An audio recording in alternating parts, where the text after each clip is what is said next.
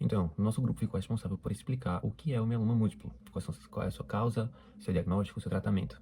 Então, começando sobre o seu conceito, o mieloma múltiplo, ela é uma neoplasia das células plasmáticas, os plasmócitos.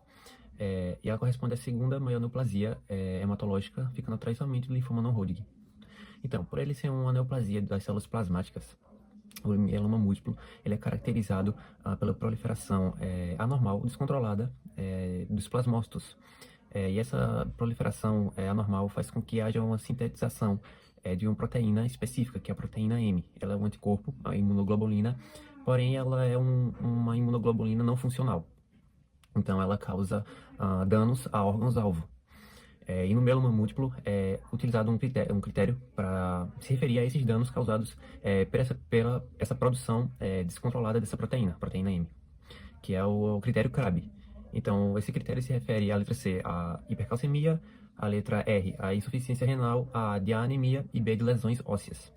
Outro fator importante nessa neoplasia é que ela afeta principalmente a população de idade mais avançada, principalmente aquelas com 65 anos para frente. Então, isso reduz bastante a qualidade de vida.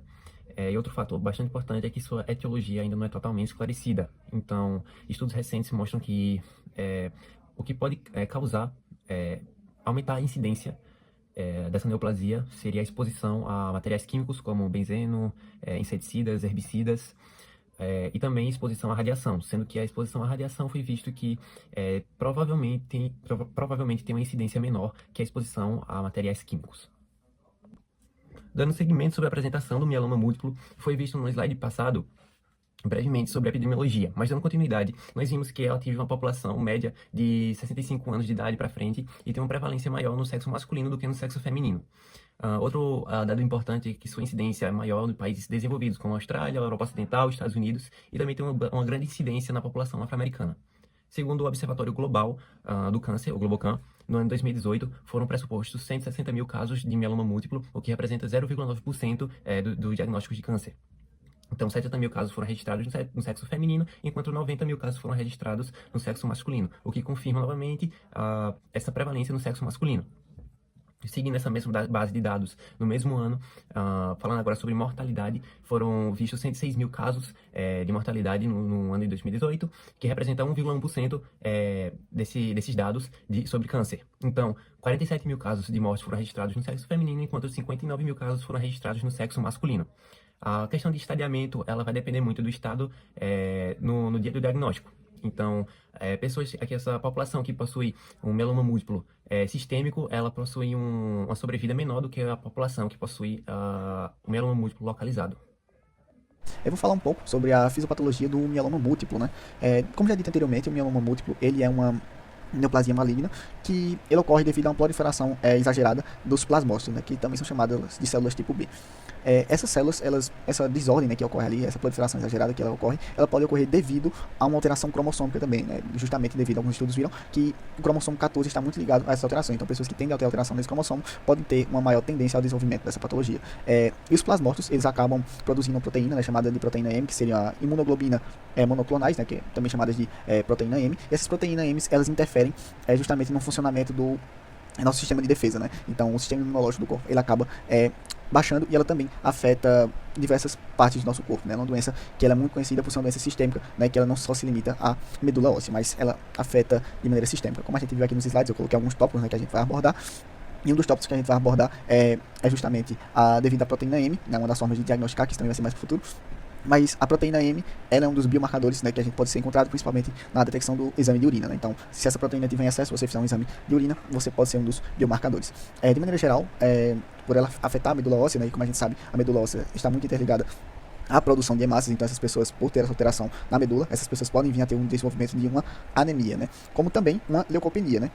Justamente por ela atacar as células de defesa do nosso corpo, né? Elas também podem ter uma trombocitopenia, né, que seria uma redução da quantidade de plaquetas do corpo. E não só por isso, né, que aí a gente já vai levantar outra coisa, porque, como já dito anteriormente, ela pode vir, essa pessoa pode ter um desenvolvimento de anemia justamente devido a essa alteração da medula óssea, como também ela também afeta os rins, né? A proteína M em excesso, ela vai acabar danificando o tecido renal, né, e vai fazer com que essa pessoa Também possa vir a desenvolver uma anemia, que como a gente sabe, os rins, eles também estão muito ligados ao processo da formação de novas hemácias, já que é nele que é produzida a eritropoetina, né, que seria o hormônio responsável pela produção de novas hemácias, né. Então, de maneira geral, outra coisa que essa pessoa vai vir a ter, né, como está ali nos slides, é uma doença renal crônica e evoluir para, consequentemente, uma insuficiência renal, perdão.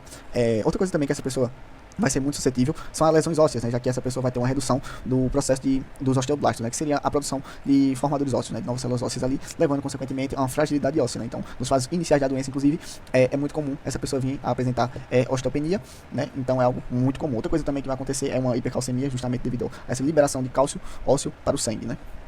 Outra coisa também que a gente colocou são alterações dos nossos anticorpos, né? Porque, como já dito anteriormente, devido a essa proliferação de proteína M, ela vai acabar afetando os diversos anticorpos funcionais do corpo, né? Então, essa pessoa vai ser mais suscetível a ter infecções bacterianas e virais.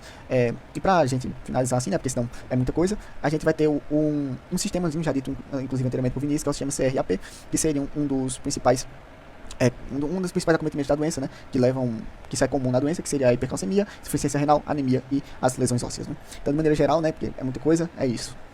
Falando um pouquinho agora sobre o quadro clínico do mieloma múltiplo, começando pelos sintomas, né, o principal deles vai ser a dor óssea, especialmente em coluna, costelas, mas outros sintomas também comuns de acontecer, tem a questão da fadiga e da fraqueza generalizada, a questão também de fraturas espontâneas, já que os ossos eles vão estar enfraquecidos, pode ocorrer também infecções recorrentes, já que o sistema imune ele vai estar comprometido, anemia pela substituição da medula óssea e questão também de perda de peso, mal-estar geral. E algumas complicações que são também frequentes nesse quadro clínico do mieloma, é a questão da hipercalemia, que pode causar confusão mental, náuseas, também pode causar constipação, insuficiência renal também é muito comum, e a síndrome da hiperviscosidade, então a pessoa pode ficar com a visão turva, com dor de cabeça, são sintomas bastante recorrentes nesse quadro. Já a respeito do diagnóstico do mieloma múltiplo, ele é feito em conjunto de vários exames, como, por exemplo, exames laboratoriais, exames de imagem, biópsias também. E esse conjunto vai dar uma clareza e uma certeza maior a respeito do diagnóstico através do quadro clínico do paciente que ele apresente. Então, dos exames laboratoriais, vai existir a eletroforese de proteínas, né, especificamente a proteína M, também sumário de urina da proteína Benz-Jones, hemograma, que ele vai apresentar a questão de anemia, e a questão também de creatinina e cálcio, porque eles vão estar frequentemente alterados em pacientes com mieloma múltiplo. Já dos exames de imagem, a gente vai ter principalmente as radiografias, né? Então elas vão ali apresentar as lesões líticas, os ossos eles vão apresentar características como se fosse de ruídos. E a ressonância magnética também, através do PET-CT, ela vai poder apresentar áreas com maior comprometimento ósseo. Então, para confirmação disso tudo, né, tem também a questão da biópsia da medula óssea, porque vai apresentar aí uma porcentagem de 10% em média de células plasmáticas anormais. E também é utilizado um critério CRAB, que é a respeito da hipercalemia, da insuficiência renal, da anemia e de lesões ósseas, como eu já falei anteriormente também no quadro clínico.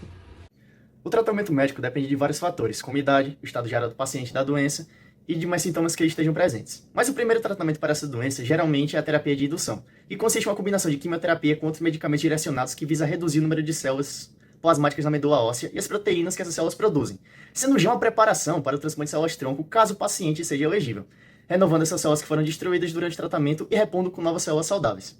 A terapia de manutenção vem tanto para os pacientes que fizeram o transplante, quanto aqueles que ainda não fizeram, e consiste em manutenção da doença para que ela não avance novamente, sendo geralmente feita com o uso de lenalidomida. Além desta, para pacientes não elegíveis ao transplante, também se é usado daratumumab, um tipo de anticorpo monoclonal que auxilia a manter a remissão da doença. Por fim, a terapia-alvo ou biológica são utilizados inibidores de proteasoma, como o bortezomib, imunomoduladores, como a lenalidomida, e anticorpos monoclonais, como já dito anteriormente. Por fim, no tratamento das complicações, são usados bisfosfatos para prevenção e controle de lesões ósseas, radioterapia para dor com pressão óssea, hidratação e alopurinol para prevenir síndrome de Willis tumoral. Como dito anteriormente, o mieloma é um tipo de câncer que vai atingir a medula óssea, né, e afeta principalmente os ossos, causando dor, fraqueza e até mesmo fraturas. E é aí que a fisioterapia vai entrar como uma peça fundamental no tratamento desses pacientes. O objetivo é aliviar a dor, preservar a mobilidade, melhorar a força muscular e ajudar o paciente a manter a sua independência no dia a dia. O tratamento, ele sempre vai ser personalizado, respeitando os limites e a condição clínica de cada paciente. É trabalhado alongamentos suaves, exercícios de fortalecimento progressivo, treino de equilíbrio e atividades aeróbicas leves, mas sempre com muita cautela, porque os ossos eles podem estar mais frágeis por conta dessa condição.